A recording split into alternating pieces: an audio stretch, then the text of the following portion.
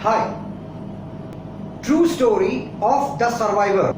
Among more than 10 lakhs murders, more than 10 lakhs were murdered at Auschwitz, located in southern Poland in 1942 to 1944 by the German soldiers or the Nazis of dictator Adolf Hitler.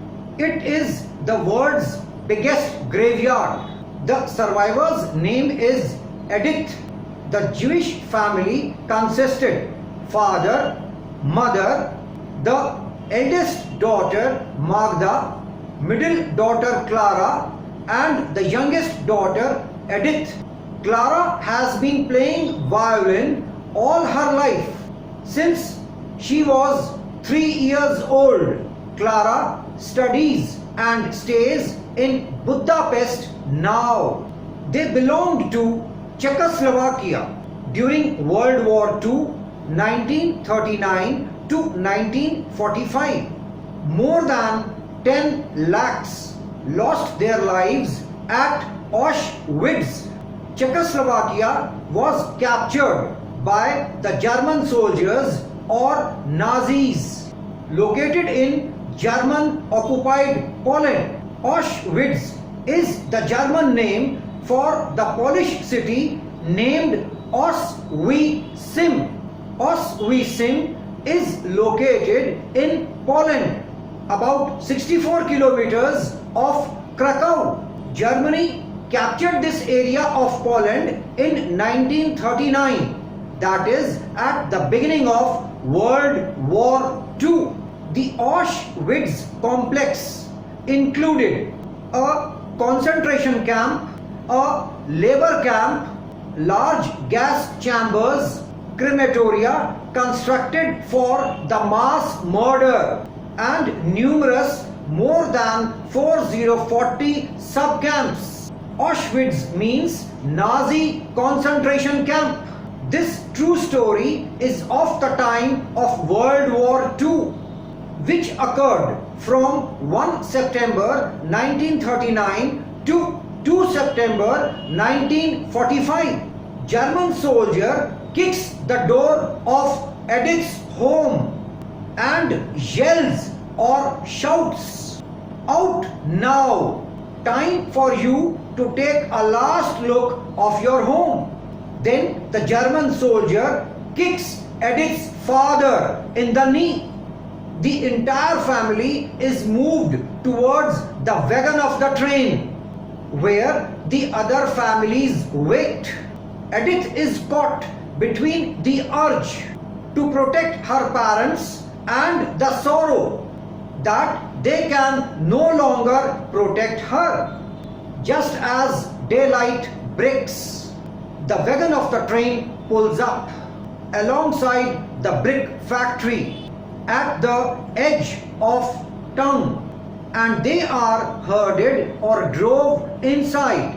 Most of the nearly 12,000 Jews imprisoned inside the brick factory will sleep without a roof over their heads. All of them will sleep on the floor.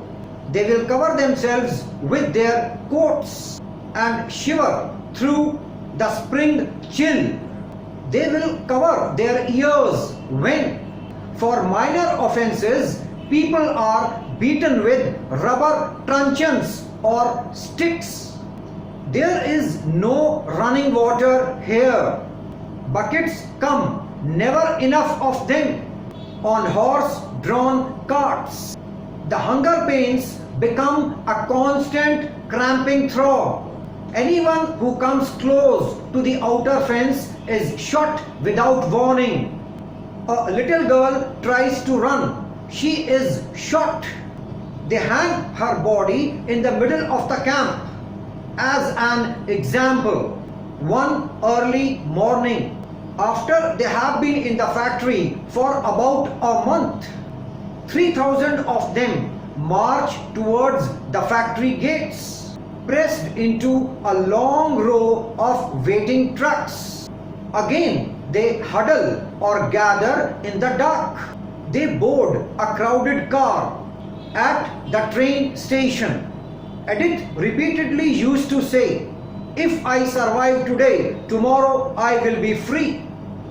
The train car is for transporting livestock or freight. They are human cargo. There are 100 of them in one car. Each hour feels like a week. The uncertainty makes the moments stretch. There is one loaf of bread for 8 people to share, one bucket of water, one bucket for their bodily waste. It smells of sweat and excrement. People die on the way. They all sleep upright, leaning against their family members, shouldering aside the dead. The train moves on and on. Edith's mother says to her, "Just remember, no one can take away from you what you have put in your mind." Men in uniform push among them. Nobody explains anything. They just bark simple directions. Go here, go there. The Nazis point and show or push. The men are herded or drove into a separate line. Edith sees her father wave to them. Edith wonders when they will eat. Edith's mother, the eldest sister Magda, and Edith stand together in a long line of women and children. They inch forward.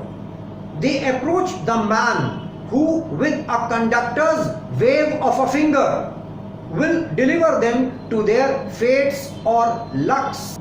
Edith does not yet know that this man is Dr. Joseph Mengele, the infamous angel of death. If you are over 1414 years and under 4040 years, stay in this line.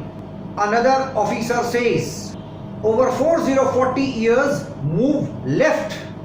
A long line of the elderly and children and mothers holding babies branches off to the left. Magda and Edith squeeze their mother between them.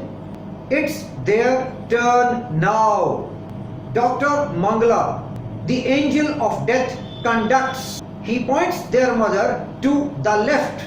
He pushes Magda and Edith to the right. They don't know the meaning of left versus right.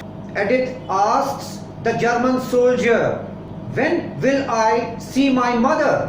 The German soldier points to the smoke rising up from one of the chimneys in the distance. "Your mother is burning in there," the German guard says. "You better start talking about your mother in the past tense," the German guard says.